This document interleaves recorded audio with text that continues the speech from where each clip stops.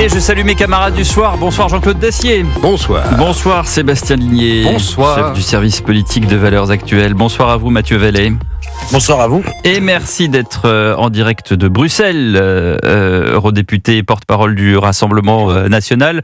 Peut-être commençons justement par votre actualité à Bruxelles, puisqu'on a soumis une résolution sur la libération de Boualem-Sansal. Ça nous avait été annoncé hier, ici même, par François-Xavier Bellamy.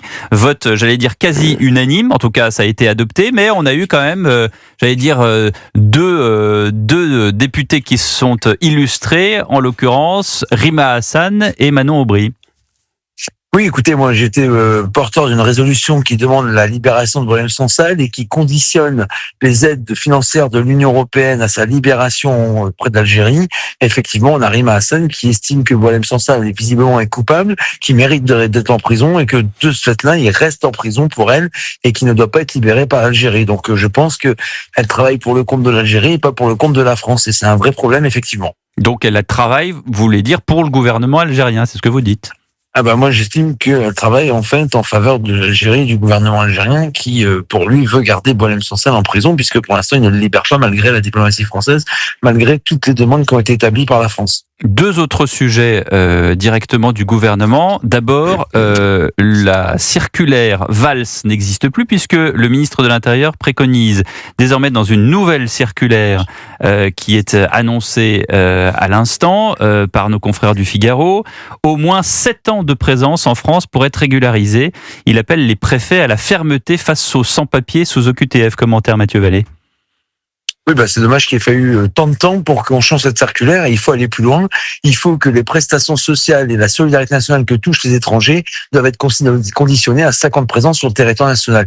La solidarité, ça se mérite, elle doit pas être acquise quand on est sur le territoire. Il faudrait au moins 5 ans, c'est une règle qui n'est pas dans la circulaire et qui doit être absolument mise en place dans un contexte de finances publiques où on n'a plus un sou. Pour les compatriotes français, on ne peut pas alimenter et nourrir la terre entière. Donc ça, c'est un sujet qui manque dans cette circulaire et qui, malheureusement, n'est pas changé dans cette nouvelle donne politique que va impulser le gouvernement. Jean-Claude Dacier. Monsieur Vallet, quelle politique, je reviens à l'Algérie, quelle politique souhaiteriez-vous ou estimez-vous qu'il faudrait faire, mettre en œuvre vis-à-vis de l'Algérie? Quel est votre commentaire alors qu'il est? Il faut un vrai bras de fer avec l'Algérie, dont la main de la France et de l'Europe ne doivent pas trembler. Il faut couper les aides financières, il faut interrompre et dénoncer les accords de 68. Il faut qu'on puisse interrompre ces dignitaires qui viennent algériens se soigner en France. Il y a toute une série de mesures qu'on a déjà évoquées qui ne sont pas mises en place. Pour l'instant, ça blablate. Et en attendant, il y a Boualem-Sansal qui est en train de mourir dans les geôles algériennes parce qu'il est malade, parce qu'il le laisse moisir et parce qu'ils veulent absolument pas entendre une quelconque libération. Donc, je suis désolé, c'est un otage aujourd'hui politique de l'Algérie et la France et l'Union européenne doivent taper du poing sur la table et faire le bras de fer juste à temps qu'on retrouve notre fierté française qui a humilié l'Algérie. Mathieu Vallet, j'imagine que vous êtes un bon skieur et je sais qu'il y a de la neige en montagne, mais vous êtes passé très très vite là sur l'accord de 68. Est-ce que c'est simple de le dénoncer, cet accord de 68 ? Absolument. Le président de la République, dans ses prérogatives, a la possibilité de dénoncer des traités ou des accords ou des contrats qui concluent avec les autres pays. Et effectivement, ça relève uniquement de sa compétence. Mais pour ça, il faut du courage politique. Je pense que la vie d'un homme vaut plus que nos sous, vaut plus que finalement cette lâcheté politique. Et que quand on défend ses ressortissants à l'étranger qui sont injustement et illégalement emprisonnés, il faut mettre le paquet et il faut aller jusqu'au bout des choses pour qu'on ait des résultats en la matière. Question de Sébastien Ligné.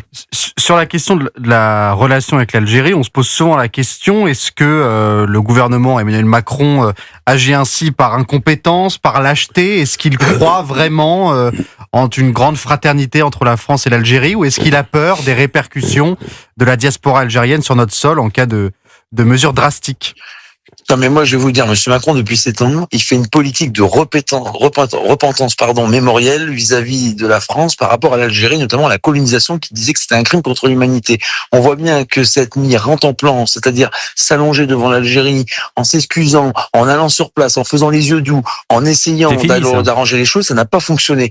Donc, l'Algérie ne comprend qu'une chose, c'est le rapport de force et pas la victimisation ou l'auto-incrimination ou même l'autoflagellation. Il faut aujourd'hui qu'on soit clair, qu'on soit fiers d'être français. Et pardon de le dire, moi je suis né après 86 et j'ai aucun compte à rendre et j'ai aucune dette vis-à-vis de l'Algérie. Je pense que nos pieds noirs ont été maltraités, notamment les harkis. Je pense qu'on a suffisamment donné à cette diaspora algérienne qui est venue en France avec des accords qui leur sont plus que favorables et qu'aujourd'hui la donne a changé, l'histoire a changé, des générations ont changé et donc il faut que le président en tienne compte. Et malheureusement, ces résultats sont piteux et j'y vais même plus loin. Monsieur Macron, il s'est engueulé avec toute la terre entière. Le Moyen-Orient, on n'y est plus. L'Afrique subsaharienne, on n'y est plus. L'Afrique du Nord, à part le Maroc où les relations sont réchauffées puisqu'on a reconnu le Sahara occidental, effectivement, ça va mieux. Mais je vais vous dire, la politique étrangère de la France aujourd'hui, elle s'est résumée qu'à l'Ukraine avec les résultats qu'on connaît aujourd'hui, à savoir la guerre qui continue toujours sur le continent européen. Donc je suis très critique et très sévère sur un bilan de monsieur Macron qui n'a rien obtenu, qui n'a rien fait changer, qui a rabaissé la fierté et la dignité de la France dans le monde entier. Il y a Emmanuel Macron, il y a aussi les ministres de François Bayrou, en l'occurrence le ministre de la Justice qui annonce aujourd'hui cette prison de haute sécurité pour les narcotrafiquants. Qu'est-ce qu'en pense le flic Mathieu Vallet? C'est une bonne mesure, mais elle arrive trop tard et très tard. Mais je me demande où il va trouver les ronds, les sous pour construire ces prisons. On sait qu'aujourd'hui, en 2027, il y aura à peine 40% des places de prison qui avaient été promises à Emmanuel Macron au premier mandat, pas au deuxième mandat, qui vont être construites et livrées. Donc moi, je me demande comment on va construire des prisons de haute sécurité quand on n'est pas capable de construire des prisons tout court. Mais effectivement qu'aujourd'hui, il faut isoler ces individus, il faut qu'ils aient pas de portable. Donc où en sont les brouilleurs? Pourquoi on a installé des cabines téléphoniques ou des cabines individuelles dans les cellules des personnes? Alors on nous dit oui, elles sont sur écoute, mais non, elles sont pas en permanence sur écoute. Elles sont sur écoute lorsque les individus sont signalés, lorsqu'elles sont enregistrées et branchées. Et donc je dis simplement qu'aujourd'hui, là aussi, il y a eu un manque de sincérité et de courage politique sur cette question. Et oui, l'idée est bonne. Par contre, sur sa faisabilité et la construction de cette prison de sécurité ou de ces prisons de sécurité, j'attends de voir parce que jusqu'à présent, si on est sur l'épreuve d'amour, il n'y a pas grand-chose, les vaches sont maigres. Une dernière question, Mathieu Vallet, cet influenceur qui prétendument dit qu'il n'arrive pas à payer son autoroute avec Apple Pay. Et puis finalement, Emmanuel Macron qui dit « Merci de nous avoir alertés, je vais voir ce que je peux faire ». Et en réalité, il s'avère que c'est un influenceur qui crache sur lui, qui dit d'Emmanuel Macron qu'il dirige un pays de la taille d'une chips. Qu'est-ce que vous répondez à ça? Écoutez, j'ai l'impression qu'Emmanuel Macron, il aime bien tendre la joue, qu'on lui gifle et puis qu'il dit merci. Enfin, écoutez, franchement, c'est pas sérieux. Il rabaisse la fonction présidentielle. On a l'impression que c'est devenu le service après-vente des sociétés d'autoroutes sur laquelle, en plus, il dit au ministre de l'Intérieur que la priorité, c'est de pouvoir payer avec son téléphone portable. C'est sûr qu'avec un pays qui est submergé par les narcotrafiquants, qui est plongé dans l'ensauvagement par des voyous sans foi ni loi, et notamment des multirécidivistes contre lesquels le gouvernement ne fait rien, pas de peine planchée, pas de peine minimale, pas de place de prison livrée comme ça a été prévu, j'estime que oui, aujourd'hui on a un président qui est déconnecté et vivement qu'il parte, parce que j'ai l'impression que plus personne ne supporte et que c'est un peu comme le vilain petit canard dans la classe, il fait exprès qu'on l'aime encore moins et qu'on le supporte encore moins. Je pense que là c'est c'est la provocation vis-à-vis des Français. 19h26, merci beaucoup Mathieu Vallet d'avoir été avec nous et dans un instant on revient sur le plateau d'Europe 1 Soir avec Sébastien Ligné et Jean-Claude Dacier pour commenter l'actualité du jour. À tout de suite.